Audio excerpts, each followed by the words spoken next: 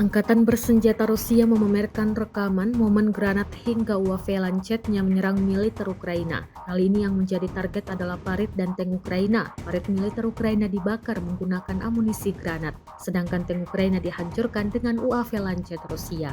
Rekamannya beredar di Telegram Kementerian Pertahanan Rusia pada Selasa, 13 Agustus 2024. Dalam keterangan unggahan disebutkan, operator UAV dari kelompok pasukan selatan terus menghancurkan konsentrasi tenaga dan peralatan Ukraina di arah Donetsk. Tidak disebutkan total korban jiwa dalam serangan ini. Kendati demikian, rekamannya kini telah menuai berbagai komentar dari warganet.